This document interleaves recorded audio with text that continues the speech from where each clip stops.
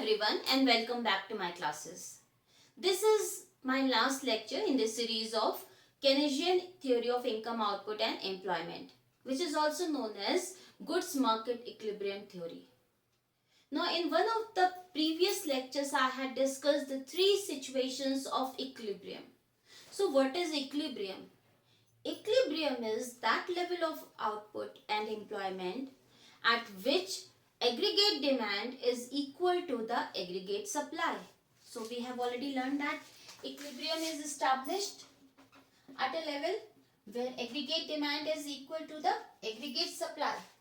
But this level can be established at three levels of output. Now first is full employment level. The full employment level of equilibrium. Full employment level of equilibrium means when AD aggregate demand is equal to the aggregate supply at the full employment level of output. Now if we draw a diagram, this is x-axis, this is y-axis, this is point of origin. Now on y-axis we are measuring aggregate demand and aggregate supply. On x-axis we are measuring income.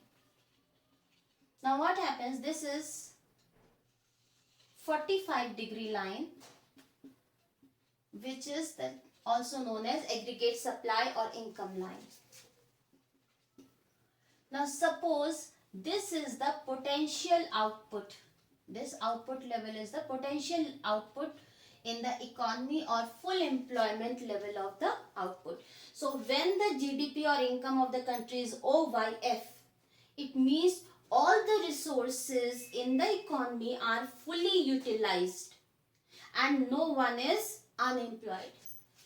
If aggregate demand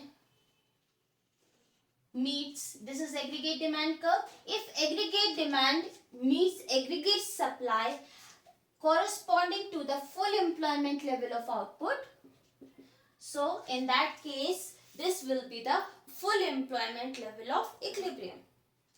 Another situation can arise which is under employment level of equilibrium. It happens when aggregate demand meets aggregate supply before the full employment level. Now we can show it in a diagram also. This is x-axis, this is y-axis. Here we are measuring AD and AS and it is income. This is aggregate supply line. Now this is potential OYF, is the potential output level which is the maximum possible output or income in the country.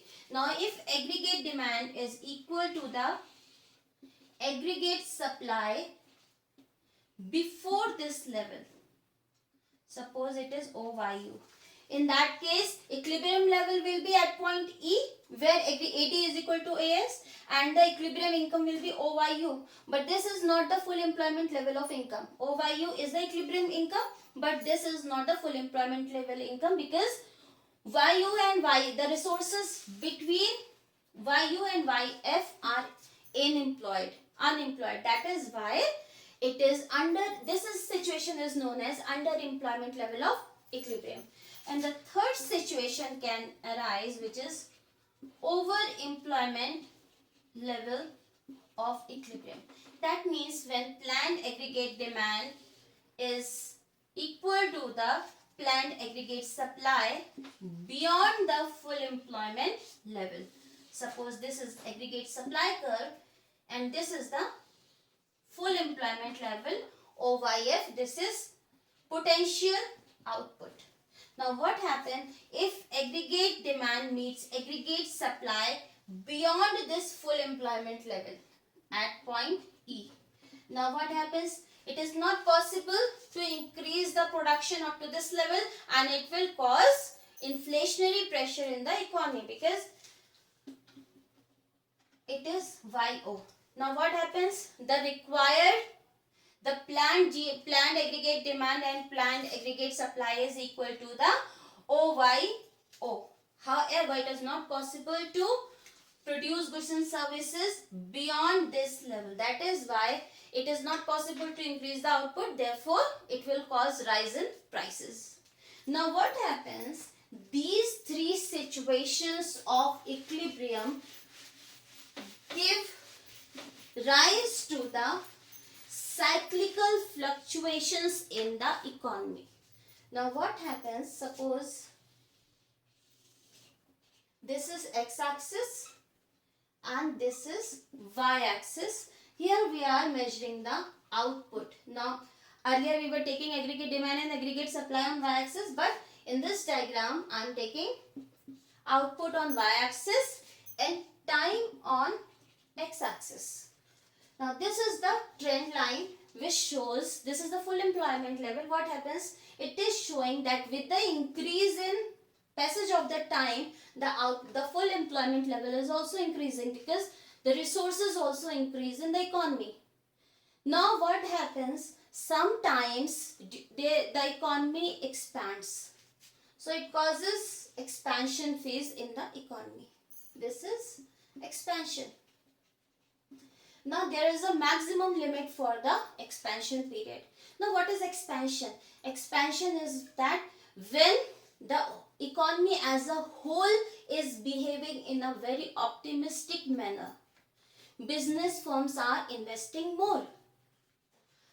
Aggregate demand is high.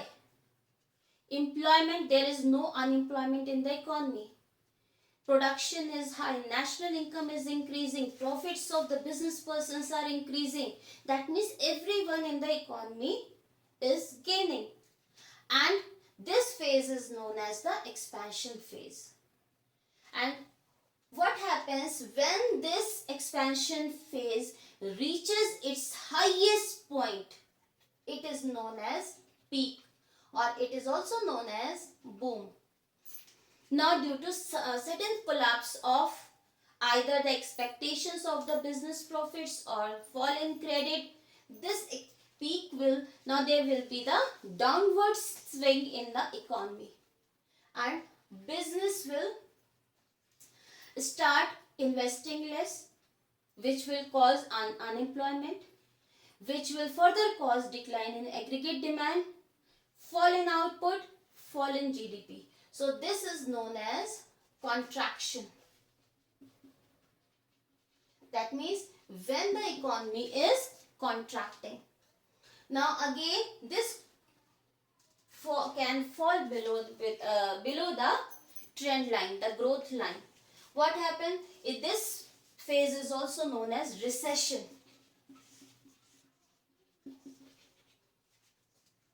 Now, this recession is also reached at its minimum point, which is also known as trough. This is the deepest point. Now, what happens when the economy reaches its minimum point? That means investors are investing less, there is aggregate demand is less, output is less, GDP is also declining. When it reaches its minimum point, after that again there will be recovery in the economy. So again economy will try to increase its output, increase its investment, and aggregate demand will increase, and overall the optimistic behavior, economy will start behaving in an optimistic behavior. Now after some time, after it reaches the growth line, then there will be great optimism in the economy, and again expansion phase will start and it will once again reach the peak. Now these are the cyclical fluctuations in the economy which are caused by these changes in the economy. This is known as trade cycle or business cycle. You will learn business cycle and trade cycles in detail in the higher classes. Now this is the basic idea of the trade cycles. Sometimes economy is expanding and sometimes it is contracting. So this cyclical fluctuations in the economy is known as the trade cycles. These are the different phases of the trade cycles. Now, why these trade cycles occur in the economy? These trade cycles occur in the economy due to the shocks in the aggregate demand. So the first situation is deficient demand. So what is deficient demand? Deficient demand refers to that level of aggregate demand when aggregate demand is less than the aggregate supply, which is corresponding to the full employment level of output. So I can write here, when aggregate demand is less than aggregate supply. And which aggregate supply? Aggregate supply which is corresponding to the full employment level of output. So what is deficient demand? Deficient demand is that aggregate demand when it is less than the aggregate supply at full employment level. We can understand this concept using a diagram also. On x-axis we are showing income, output and employment. On y-axis we will show aggregate demand and aggregate supply. Now first of all we will draw income line, that is aggregate supply line. This is aggregate supply. Now after a certain point, this aggregate supply is the vertical line, which is showing that after this point it is not possible to increase the output. What happens if aggregates after this point? It is not possible to increase the output because this is the full employment level of output. This is YF. This is full employment level of output, and since beyond this point it is not possible to increase the output, that is why now the aggregate supply is the vertical line. That means it cannot increase beyond this point.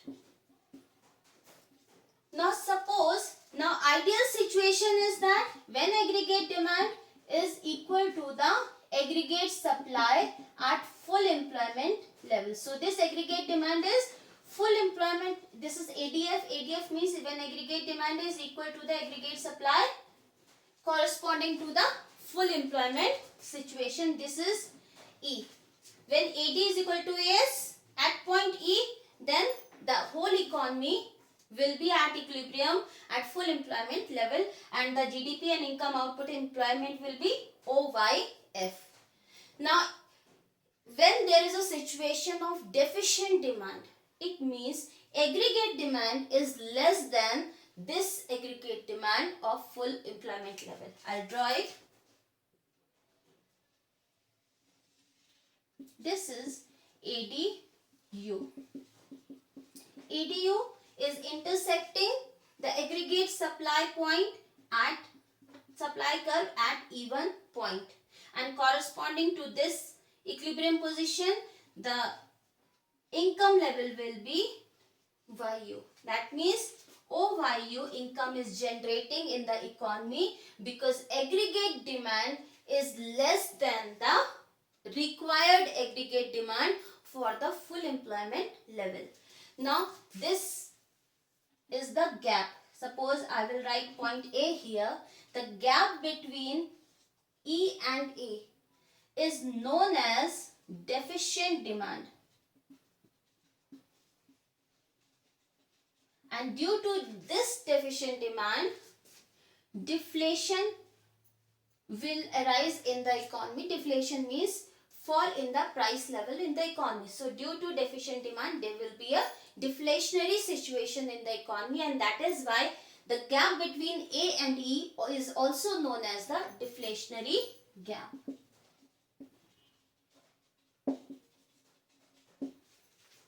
So what is deficient demand or deflationary gap? Deficient demand is when aggregate demand, this is the aggregate demand ADU, it is less than the aggregate supply which is corresponding to the full employment level, because full employment level aggregate supply is at point E.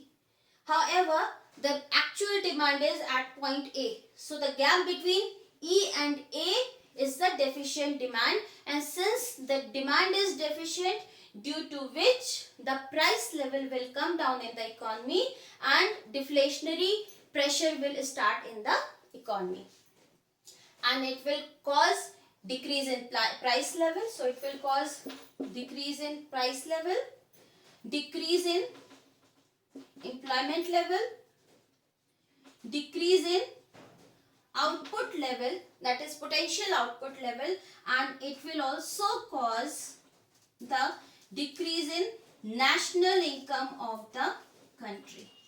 So these are the impact of deficient demand. So what is the impact of deficient demand? When there is a deficient demand, employment will also decline and involuntary unemployment will exist in the economy, which can be shown here from this gap between YU and YF. You will find unemployment because resources are there, but these resources are unemployed. Secondly, output will also decline from the potential level of output, because our potential level of output is OYF. However, the actual level of output is OYU. So that is why the output level, the GDP income and output level is below the potential output level, since it is OYU is less than OYF, and OYF is the full employment level of the output.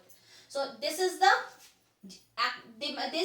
actual level of output, which is caused by the deficient demand, and price level, since the demand is less, due to which the price level will also fall down. Now we will discuss the causes of deficient demand. What are the causes? First cause is reduction in MPC, or propensity to consume. When we are saving more and we are consuming less, in that case, since AD is equal to C plus I. Now, if we are consuming less, we are spending less money on consumption of goods and services. In that case, if consumption falls down, then AD will also fall down. That is why this AD curve has been shifted downwards. The second reason is decline in investment by the business firms. If investment declines, what happens? It is also a component of aggregate demand. Now, if investment declines, then also aggregate curve will shift downwards. Third is increase in taxes. Now, if higher tax is levied on our income, our disposable income will decline. Suppose I am earning 100 rupees and I am paying tax for rupees 20. What will happen? I will get only rupees 80 to spend on goods and services. Now, if the tax is increased to rupees 30, what will happen? I will get lesser amount for spending on goods and services. Now, if tax has been increased to rupees 30, my disposable income will come down to rupees 70. And that is why I will demand less and aggregate demand will shift downwards. Fourth is decrease in government spending. Now what happens? Government is spent on consumption purposes also and for investment purposes also in the economy. They pay salary, they construct dams and roads and railways and so many things in the economy. So what happens when government starts spending less in the economy? Then the income of the people will also come down. What happens? The government spending is equal to the income of public. Suppose we take an example of Manrega scheme. What happens? Government employs people for several small works in the economy, what happens? Government pay their wages to the persons who are employed under Manrega. Now what happens? If government starts spending less, that means they are paying less to the people under Manrega scheme. So what will happen? The income of the people will also decline. So if there is a decrease in the government spending, then the income of the public will also decline, and it will cause reduction in the consumption demand. That is why aggregate demand will shift downward. Next reason is, fifth point is increase in imports.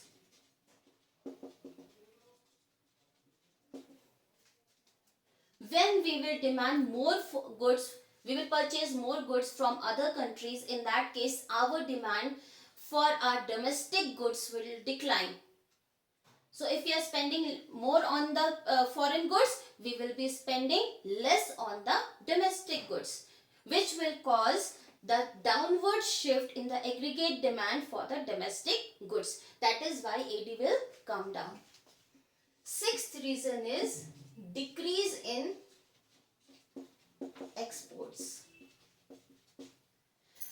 Exports are the demand, they constitute the demand for domestic goods by the foreigners. When foreigners demand goods which are produced in our country, we will sell them, it will be export. Then what happens? If they will demand lesser goods from our country, we will export less. In that case also our demand curve or aggregate demand curve will shift downwards. So these are the reasons due to which there is a lack of required level of aggregate demand. So that is why economy suffers from deficient demand, and deficient demand can cause recession as well as the depression in the economy. Now the second situation is excess demand.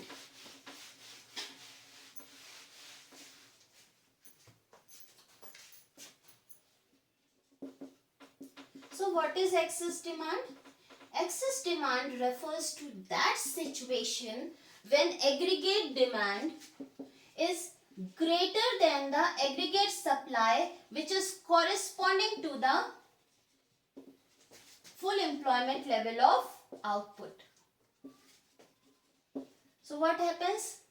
When aggregate demand is less than the aggregate demand which is required to maintain the full employment level of equilibrium, it will cause excess demand level of output.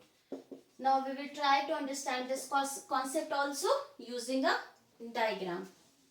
Now we will use the same diagram. This is x-axis, y-axis AD and AS, and income, output and employment. First of all, we will draw the income line, that is AS curve. Now we will draw the ideal situation, that means aggregate demand at full employment level. This is ATF, which is full employment level of aggregate demand.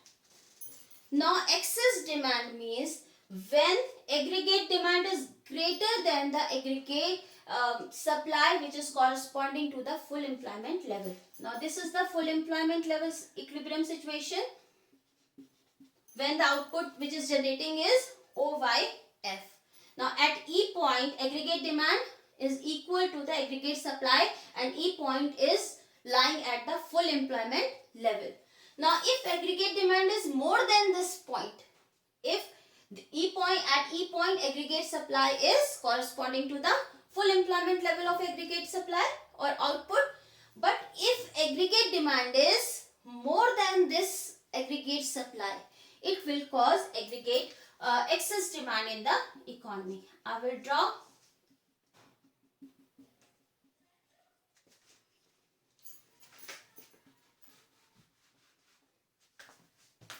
this is overemployment. ADO. Now what happens? Suppose now this new aggregate demand curve is intersecting aggregate supply curve at point A. Now what happens? The distance between AE is known as excess demand. And since it is not possible to fulfill this demand, that is why it will cause inflation in the economy, and it is known as inflationary gap. So the gap AE is known as the inflationary gap because since the output cannot be increased, the price level in the economy will increase. So what is excess demand? When aggregate demand, this is the aggregate demand, is more than the full employment level of aggregate supply.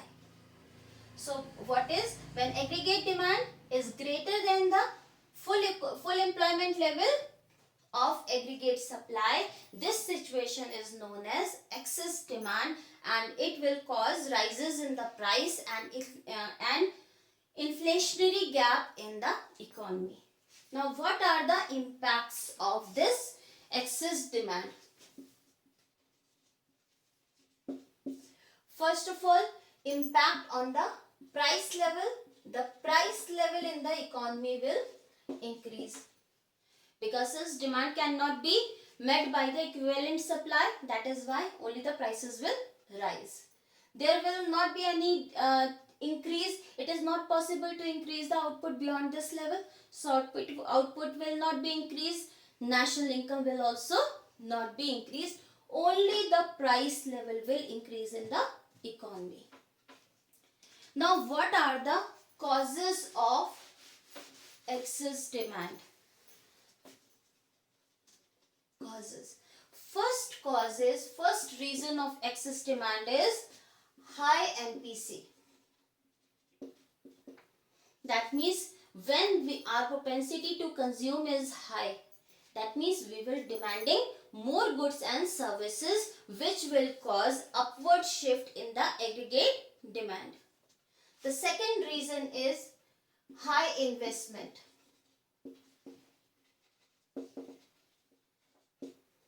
AD is equal to C plus I.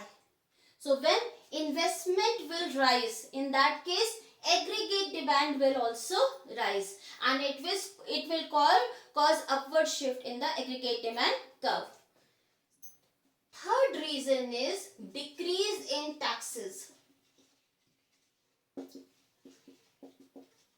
Now what happens? If our taxes will decrease, our disposable income will increase. Suppose I'm earning rupees 100. Earlier I was paying tax. My income was 100. This is why tax I was paying was rupees 30. So what was my disposable income? The income which I was authorized to spend, that was rupees 70. So I was demanding goods and services worth rupees 70. Now if taxes have been reduced, suppose the tax is now rupees 10 only. Now what will happen? Income is same 100 and taxes 10. Now how much amount I will left with me? That will be rupees 90. So I will demand goods and services worth rupees 90. So that is why when there is decrease in tax, there will be increase in demand for goods and services, which will cause upward shift in the aggregate demand curve. Next is increase in government spending. Increase in government spending. As we know that the expenditure made by government is the income of the public. When government spend more, people will get more income. When they get more income, they will increase consumption and demand more goods and services. So what happens if government expenditure increases? Income of people will increase. And when income of people will increase, then aggregate demand will increase because they will start demanding more goods and services. So that is why it will cause upward shift in the demand curve, aggregate demand curve. Next reason is increase in export. If we are exporting more goods and services, it means that the foreigners are demanding more goods and services which are produced in our country. That means demand for the goods which are produced in our country is high, that which will cause upward shift in the aggregate demand curve, because when we export more, demand for our goods will rise. Now next point is decrease in import. No, that means if we are importing less goods and services from other countries, that means we will be demanding more goods which are produced in our country, and it will cause increase in the aggregate demand and also lead to the situation of excess demand. Seventh is deficit financing. What is deficit financing? What happens when government's income is less and expenditure is more? That means government is suffering loss in the government budget. In that case, what will happen? There will be a deficit because income is more and income is less and expenditure is more. Then government will face deficit in the government budget and they will borrow from the Reserve Bank of India. Now what will Reserve Bank of India do? Reserve Bank of India will print new notes and supply them to the government.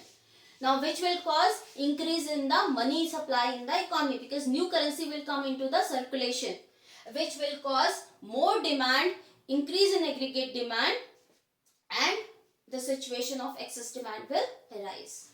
Now we have discussed both these situations, the situation of excess demand and the situation of deficient demand. Both these situations are not good for the economy. When there is a situation of excess demand, it will cause inflation in the economy and it will not be good for the common man. In the same way, when there is a deficient demand, then it is not good for the economy, because it will bring down the production level, output level, and the level of GDP. So that is why it's the responsibility of the government to control both these situations. Now what happened? These two situations arise because of the fluctuations in the aggregate demand. Now if this is full employment level, so this is the ideal situation. If aggregate demand is more than this, and aggregate demand can be below this full employment level of aggregate demand. So what is happening? We have to reduce this gap and we have to reduce this gap. This gap will cause excess demand and this is deficient demand. Now what will happen? Both these situations are not good for the economy. Let's see how it happens using a figure. Suppose there are two sectors in the economy. One is household sector and one is the firm sector. Now suppose the full employment level of capacity is 50 units. That means if we are using all the resources in the economy, we can produce the maximum 50 units of a particular commodity. Now price is rupees 2 per unit. In that case, income of the household is rupees 100 and firms are producing goods and services worth rupees 100, because the value of goods is 50 units is 50 into 2 is equal to 100. Money supply is also 100. Now this firms are producing goods worth rupees 100. They are paying the same amount to the factors of production. The factors of production again is spending for the same amount for buying goods and services. Now due to some reason, this money supply is reduced. Suppose due to increase in tax or due to decrease in savings or increase in savings, something happens and rupees 50 goes out of the circulation. Now money supply will be rupees 50 only. 100 minus 50 is equal to 50. Now the people have 50 rupees to spend, but production is for rupees 100. what will happen? They will demand goods and services worth rupees 50 only because they are ready to spend 50 rupees. In that case, the producers will bring down the prices, because when the demand is only for 25-50 rupees means 25 units they will be demanding, and 25 units will be leftover stock with the firms. Then what will they do? They will reduce the price to clear this stock. So what will happen? First of all, price level will come down. Now again, since the demand is coming down, the producers will be uncertain about the future prospects or future expectations of the profit. So what they will also decrease the production. So aggregate supply will also come down, and that is why, due to which national income will also come down. And this is caused by the deficient demand, and this deficient demand is caused by the lower money supply, because when money supply has been reduced due to some reason, whether it is increase in tax or decrease in government spending or any of the reasons which we had discussed earlier, when money supply decreases, in that case income of public also decreases. That means this income is disposable income. Disposable income means income which they are authorized to spend on goods and services. This will also decrease, and when income decreases, aggregate demand also decreases, and this causes deficient demand. So the problem, deficient demand, the root of this problem is in the money supply. So if we have to correct this problem, deficient demand, we have to increase the aggregate demand, and aggregate demand can only be increased when money supply is increased in the economy. So we will discuss the tools which is used by the government and RBI to correct this situation. But before that, we will discuss the problem of excess demand also. Now in the same way, household sector spending rupees 100 and firm sector producing goods and services worth rupees 100. Money supply is 100, which is circulating in the economy, rupees 100 in fact. Now what happens, suppose due to some reason, either the government investment or decrease in taxes or increase government spending, suppose rupees 100 has been pumped into the economy. What will happen? Now the money supply has been increased because there is a increase in money supply in the economy. Now the people have got rupees 200 to spend on goods and services because they have got more income. So their income has been increased to rupees 200. Now they will start spending this amount. The goods and services which are available in the economy is for rupees 100 only. However, demand is for rupees 200. That means they are demanding 100 units. However, supply is only for 50 units.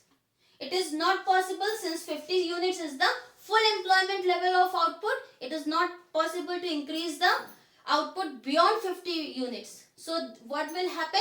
Only the prices will rise.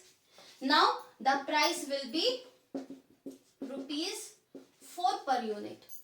So output is same, 50 units, only the prices will rise. So what happened due to increase in excess demand, due to increase in demand, what happens?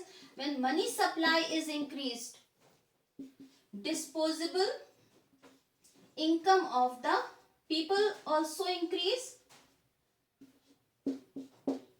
and due to which aggregate demand will also increase, and it will cause excess demand. So the root cause of problem of excess demand lies in the increased money supply. So if we control this aggregate demand by controlling this money supply, then this problem can be corrected. Now we will discuss the measures which are taken by the government and RBI to control these situations.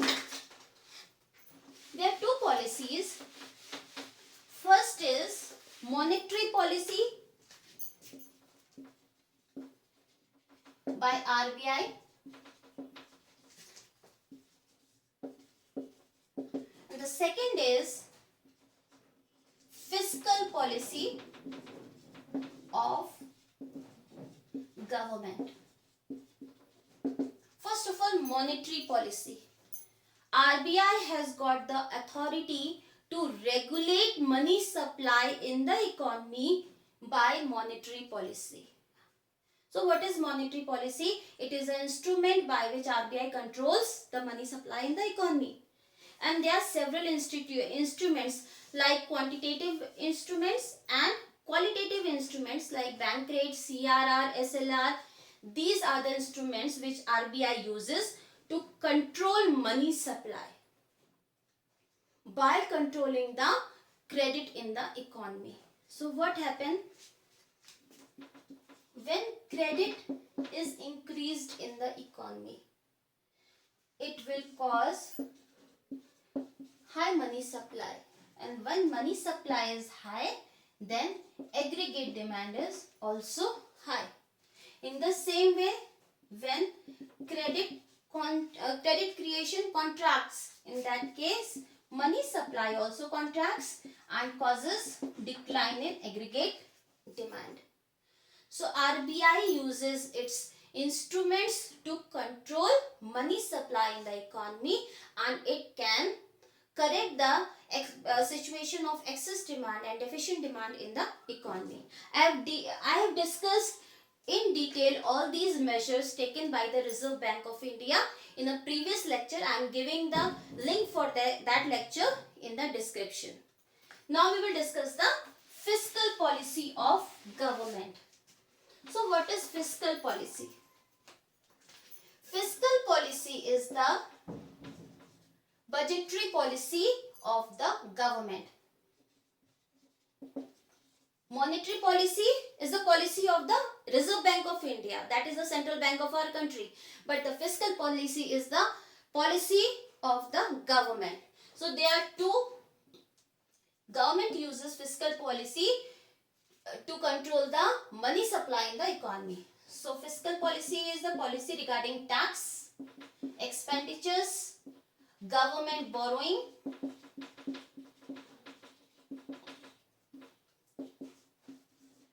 in the economy. Now what happens in case of deficient demand? What happens in case of deficient demand? The problem is less money supply in the economy, less income in the people's hand. In that case, the responsibility of the government is to increase. First of all, I discuss deficient demand. The problem is less money supply, due to which less AD. This is the problem.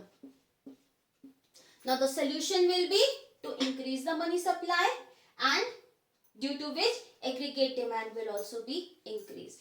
Now government will use these measures to increase the aggregate demand and money supply in the economy. How? Suppose I will take first of all tax. In case of deficient demand, government will lower the tax. This will increase the disposable income of public. When income will increase, the purchasing power of people will increase. Purchasing power of the economy will also increase. When purchasing power will increase, they will demand more goods and services, and aggregate demand will also increase. And when aggregate demand increases, the problem of deficient demand will be corrected. Secondly, expenditure, that is government spending.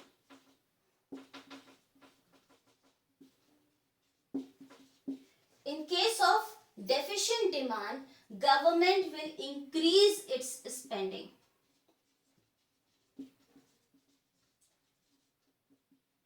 When government spends more, it will increase the income of public. When income of public will increase, it will cause increase in purchasing power of the public. When purchasing power increases, aggregate demand will also increases and the problem of deficient demand will be corrected.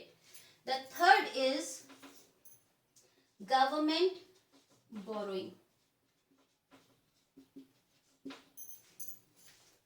In case of deficit in budget, government borrows money from the public also in the form of using government bonds. So what happens during deficient demand, government will borrow less. If government will borrow less from public, public will have more disposable income left with them. So what will government borrowing will be reduced, due to which more income will be left over with the public and they will demand more goods and services and aggregate demand will shift upwards. So in this case, the government controls the situation of deficient demand in the economy. In the same way, when there is a excess demand in the economy. So the second situation is the situation of excess demand. When there is excess demand, the problem is, first of all I'll discuss the problem. The problem is high money supply and high aggregate demand. So these are the reasons due to which the situation of excess demand is caused. Now to control this situation, we have to lower money supply as well as aggregate demand in the economy. Now government, in this case, the government will increase the tax. When the government tax is increased, income of public will decrease. This is the in fact it is disposable income of the public will decrease. In that case, the purchasing power of the people will also decrease. When purchasing power decreases, aggregate demand also decline and aggregate demand curve will shift downwards. And this problem, excess demand, the problem of excess demand will be corrected. Secondly, government expenditure. In that case, in case of excess demand, government will reduce its expenditure. In that case, public will receive less money from the government. So what will happen? They will receive, public income will also reduce because government is spending less, then public is receiving lesser income. In that case, their purchasing power will reduce and aggregate demand will also reduce. And the problem of excess demand is corrected in the economy. So in this case, in this situation, government and RBI both works together to control the situation of excess demand or deficient demand in the economy. Now we will summarize the complete theory of Keynesian theory of income output and employment. Now this flowchart summarizes the Keynesian theory of income output and employment. According to Keynes, equilibrium level is achieved where aggregate demand is equal to the aggregate supply. And at this level, that is equilibrium level, the aggregate demand is the effective demand which is met by the equal level of aggregate supply. Now there are three situations of equilibrium level. First is full employment level and this is the ideal situation.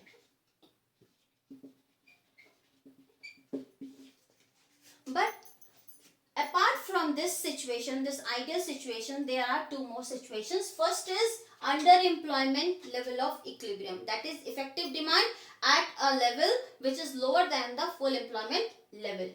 Now this is caused by the deficient demand and it will cause deflationary pressure in the economy. That will, the prices in the economy will decline. Now when there is a fall in aggregate demand, then the multiplier, which we had learned in previous lecture, the multiplier process will start working backwards. That means there is a fall in aggregate demand, there will be a fall in national income also. But this fall in national income is many times the decrease in the initial decline in aggregate demand. In the same way, when another situation of equilibrium is overemployment situation, where aggregate demand is equal to the aggregate supply, which is beyond the full employment level of output. This causes the situation of excess demand and inflationary pressure in the economy. Now here multiplier process could not work because there is no excess capacity in the economy. Already the economy is running on the full employment level and the demand is beyond this full employment level. So that is why there is no excess capacity, and multiplier process cannot work if there is no excess capacity in the economy. That is why lack of excess capacity puts constraint on the further expansion. When economy could not expand further, output cannot be increased, only the price level will increase and it will lead to the rise in price level. Now this is the problem. In fact, the problem of Great Depression was the problem of deficient demand or underemployment equilibrium. Now these problems, this will lead to the depression in the economy. And this situation is also not good for the common man. That is why it is the responsibility of the government and Reserve Bank of India to control these two situations and take corrective measures to bring the economy at the ideal situation, that is full employment level of equilibrium. Now in case of deficient demand, government will follow expansionary monetary and fiscal policy. Why is it so? RBI will follow expansionary monetary policy and government will follow expansionary fiscal policy. Expansionary means expansion in the money supply in the economy. When money supply is increased, government spending will increase, the government will decrease the taxes or increase in credit will be done by the banking system and it will be controlled by the RBI. Now these three things, that is increase in credit, decrease in tax, increase in government spending, will expand the money supply in the economy. When money supply will be increased in the economy, it will increase the aggregate demand. Now when aggregate demand will increase, it will cause increase in the national income of the country, because when aggregate demand will increase, production and output will also increase, aggregate supply increases, due to which the GDP also of the country also increases. But due to the forward working of the multiplier, this increase in the GDP will be many times of the initial increase in aggregate demand, and it will lead to the full employment level of equilibrium in the economy, and effective demand will be established at the level where economy is at the full employment level. That means all the resources are fully employed. In the same way, to solve the problem of excess demand in the economy, the RBI and government will follow the tight money policy. RBI and government will follow tight money policy. That means they will tighten the money supply, they will contract the money supply in the economy, so that when money supply decreases, then the aggregate demand will also decrease, and due to which full employment level of equilibrium will be attained. So for contracting the money supply, credit will be decreased, and this credit control will be done by the monetary policy of the RBI. Increase in tax will reduce the disposable income of the public, and decrease in government spending will also reduce the disposable income of the public. When the disposable income of the public decreases, then there will be a decrease in aggregate demand, and which will lead to the full employment level of equilibrium, where effective demand will be established at the full employment level of output. And that's all for today. Thank you so much.